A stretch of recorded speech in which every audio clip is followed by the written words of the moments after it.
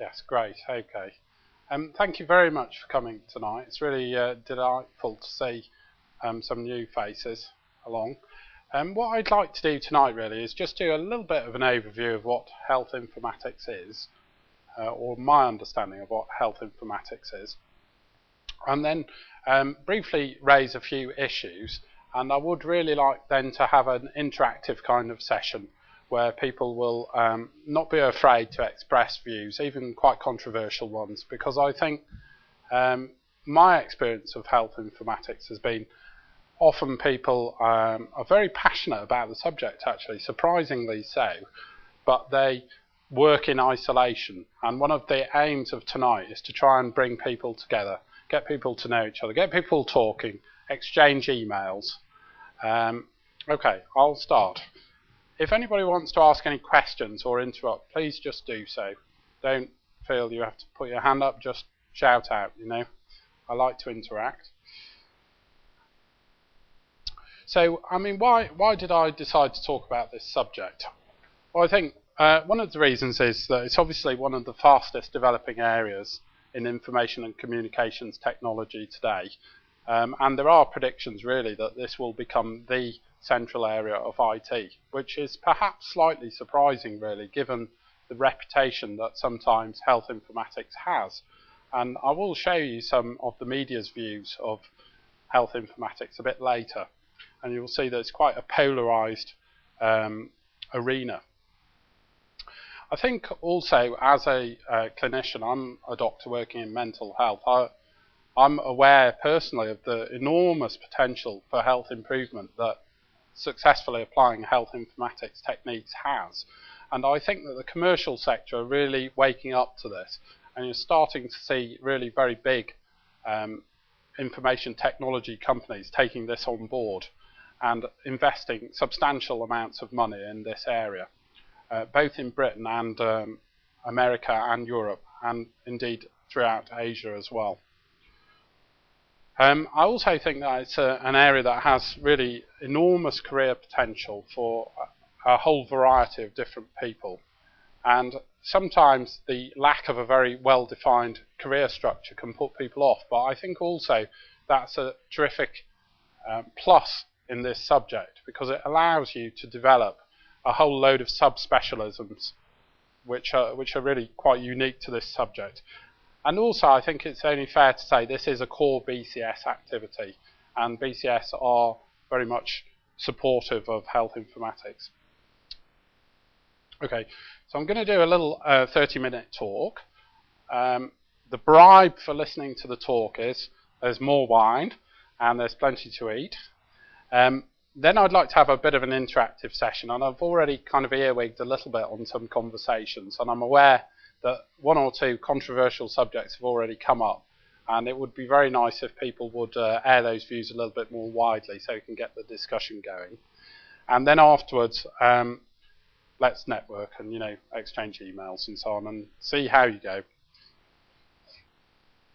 So who am I? Well, basically I describe myself as an enthusiast and practitioner. I've got more practical experience rather than academic expertise, and I wouldn't pretend for one moment that I am a kind of health informatics academic. I'm keen to link up different types of professionals. I know we've got several professionals, some from the commercial world, some from health, and I know we've got one or two students. I'm aware also that it's exam season, which is probably why there are rather fewer students than there usually are, although it would have been great had they come. And I am a psychiatrist, but I promise I will not be psychoanalyzing you if you believe that anyway. None of you. Okay, so no Freud. All right. So when you come to ask what is health informatics, I think really you can take two different approaches. One is what I would call the technology-focused approach. And what you do there is you say, well, I've got an existing technology or set of technologies, and how could I apply this to the healthcare setting? You know, will it solve a problem within healthcare? Okay, and I think that this is really very much the dominant trend at the present time, although others may disagree, but I think really what most companies look at is we've got an existing technology, how can we market it to health? I would say that probably your majority of telemedicine is that. Is everybody comfortable with what telemedicine actually is? Anybody brave enough to admit they don't know what? No. Okay, great. Okay, well, I had no idea what it was either, really. Unfortunately, it's nothing to do with televisions, really. It's all about providing care at a distance. And I think one of the advantages of that is, obviously, if you're a kind of GP working in Australia and your patients are living 300 or 400 miles away, if you can actually get on the video link and have a look at the farmer's rash, you can tell him straight away whether it's something that he needs to go to the regional centre for, or whether it's something that will go away in a few days. And the potential for this is obviously enormous in a rural setting like that. But if you think in a more kind of inner city setting, such as Liverpool, Liverpool has quite a few telecare projects underway. And one of the problems that they experienced was they've got very large numbers of demented elderly people who are geographically dispersed. So the aim is to try to keep them within their own homes. This is both better for them and also, obviously, potentially cheaper. Now, the problem is that, if you have care assistants, other people going around viewing people, the most you're going to get, really, is someone goes for half an hour or an hour, they get a snapshot, but they're not likely to be able to turn up at 3 or 4 a.m., which may be the time when the patient is actually wandering out onto the street and most at risk. So what telemedicine is about, it's all about saying, well, let's use communication technologies to try and solve that problem. And if we get time, we'll go back a bit later to discuss one of the projects that I'm aware of in Liverpool for doing that. And then you also have, within what I would call the technology-focused approach, you've got certain kind of technologies that are not directly electronic, but they facilitate health informatics. And I'm thinking of things like SNOMED here. Now, SNOMED really is, I think, if I'm right, it stands for the Systematic Nomenclature in Medicine. This is really saying, well, different healthcare professionals will call the same entity by different titles. So what I may call a psychotic episode, my colleague may call schizophrenia, another person may use another term. Now that's fine if we're all human beings interacting, but it's not useful for a computer, because a computer will struggle even more than a human being to link together my free text entry of psychotic episode of duration more than 1 year, featuring auditory hallucinations of a third person kind, to the description of schizophrenia.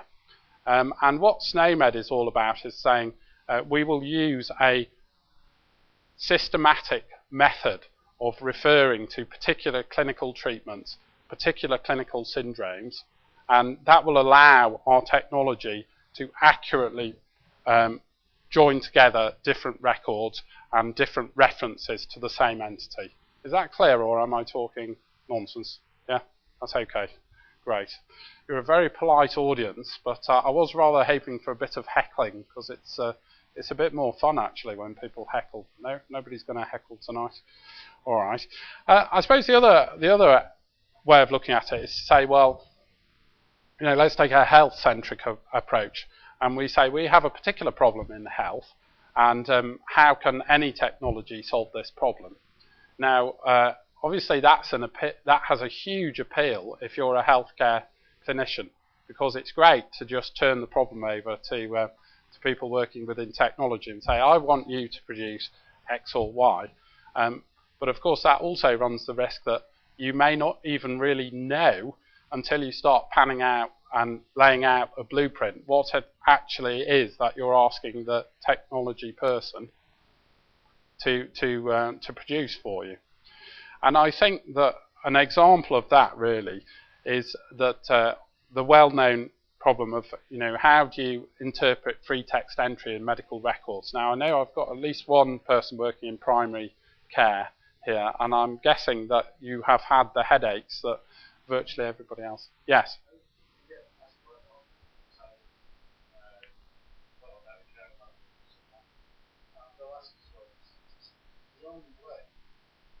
Yes. Yes. Which is a disaster, really, isn't it? Yes. Absolutely. And we have the kind of what to me seems an absurd situation where you have, in an ideal world, really, you have somebody makes a diagnosis and then somebody else then reads those very abbreviated notes to clinically code it at the other end, which may be a whole lot better than nothing, but is not really ideal. And I suppose, it would be great if we had such a thing. But I think that really is a chestnut, isn't it, really, of computer science.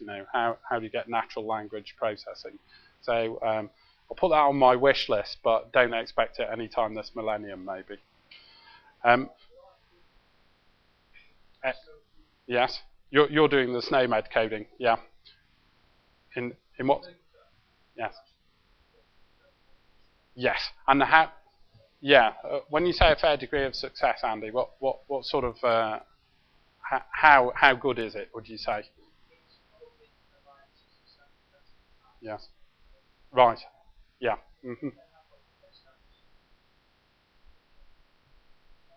Yes. Yes.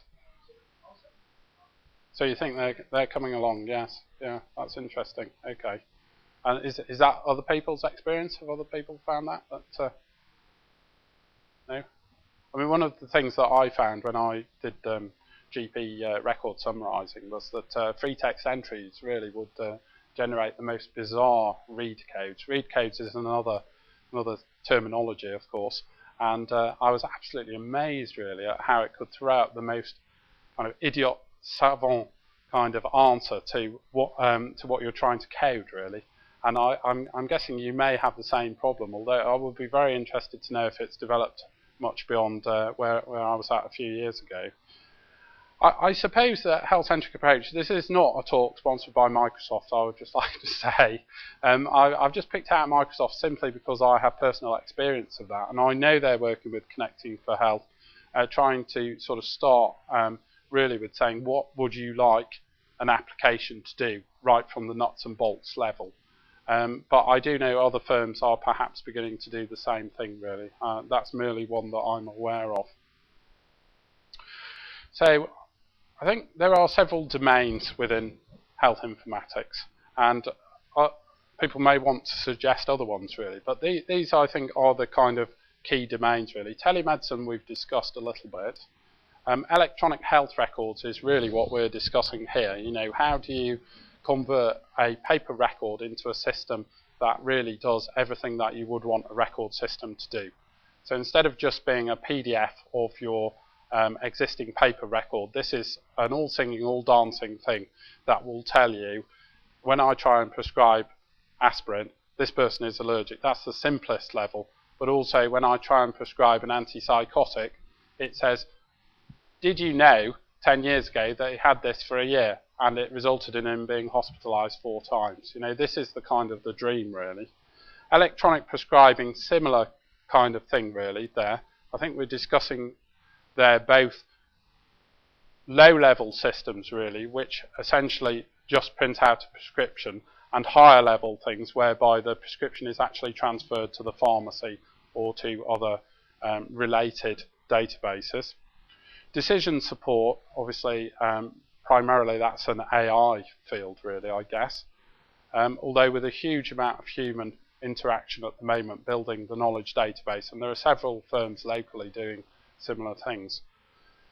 Healthcare databases, I guess, is the obvious topic, really. Databases, I don't propose to talk about, really. They're just such a huge and varied topic, really. And I'm pleased that we have at least one librarian here who I know will hopefully have some views on that subject. And communications technology. It's a sobering thought, really, to think that probably the most useful tool that we use in health informatics is probably the telephone. But I think it's probably the single most used technology and probably the most neglected, really. You almost never see anybody discussing better ways to use the telephone other than in terms of being more polite and perhaps speaking more clearly. It's a huge area, really. And absolutely vital. So, I mean, but it is a problematic field. There's no doubt about it. I mean, healthcare is very complex. It's technologically very complex. It's legally an absolute minefield, and ethically very, very complicated.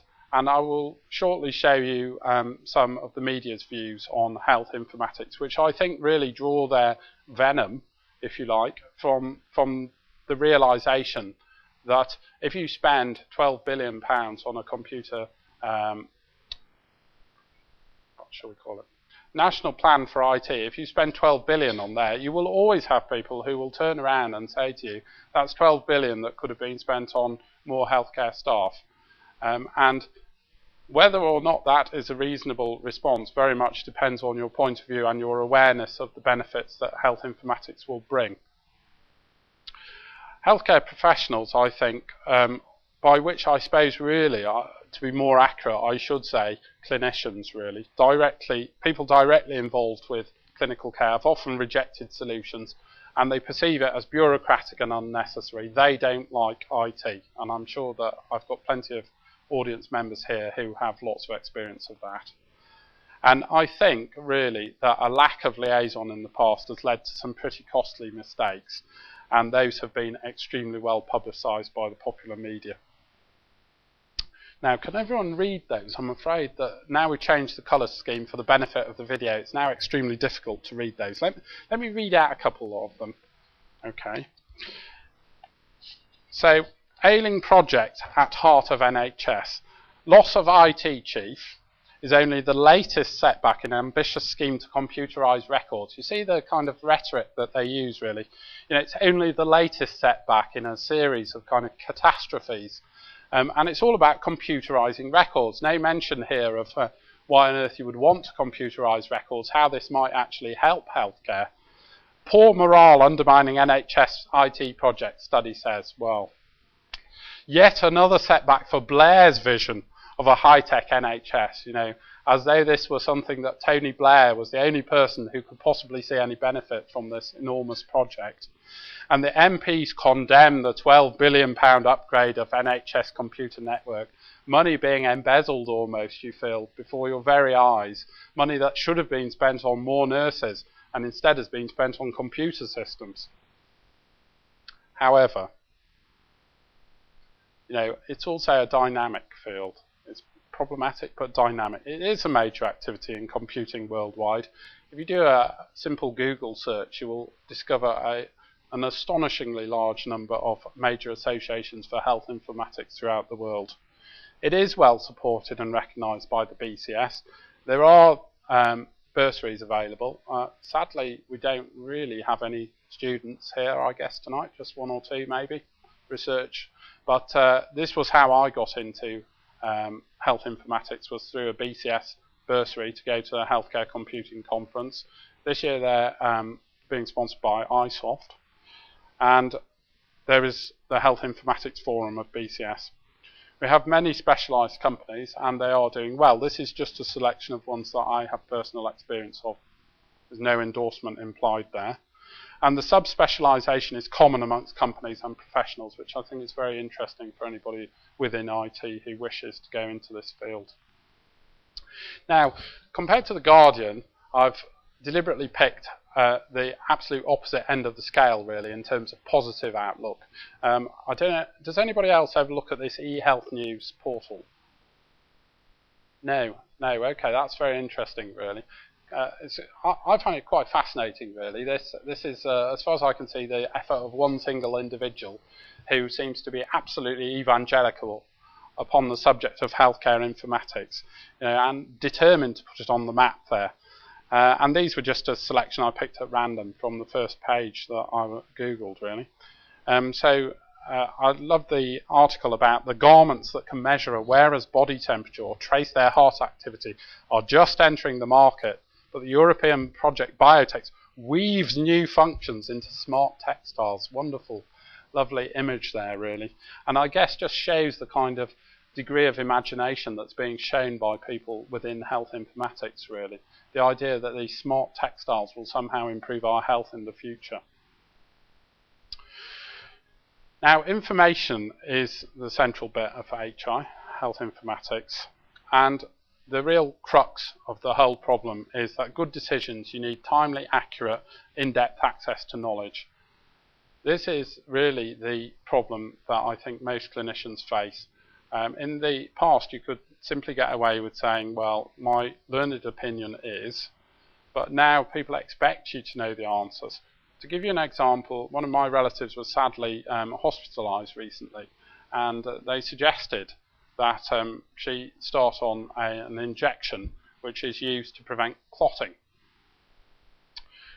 suitable for people that are in bed. Now, what I asked the consultant was, because this is not really my field, can you tell me what is the evidence that this thing actually works, and how much of a risk of bleeding comes from it? Because we're making the blood less likely to clot, therefore more likely to bleed. And I also wanted to know really, what evidence is there for a young person having to have these painful injections every day for months on end, really? Is it really going to result in better health? And the response that I got was, I quote, well, I've been a consultant in this specialty for 15 years and I have always used it. And I guess that just left me feeling really kind of undersold. I just thought there's just no other field really where you would accept that kind of response, would you really? I mean, if you went and bought a car and you said, how many miles to the gallon does it do? And the salesman says, well, in my opinion, it's the best car available. It just wouldn't cut the mustard, would it really? And I think that this is the real issue really, is how do people access that? And there are loads of these questions really. The minute that you start looking into it, at that moment you realise just how many unanswered questions there are. Employing this knowledge is the so-called evidence-based practice, the real bugbear of most clinicians in my experience. They absolutely hate this subject, but it really is just saying, let's not do things that we don't have evidence that they work. Okay. Now, technology is the other side, obviously. You've got health informatics. And here, what I would like to just flag up is the idea that it's not just electronic technology. Some of the technologies you would use are things like a focus group. If you want to know, you're creating a database or a website for a particular disease group, one of the first things to do really is to find out what your potential users want. And I think the lack of kind of robust research into what people really want is at the heart of many failures really, websites that just don't appeal to the people who are looking at them.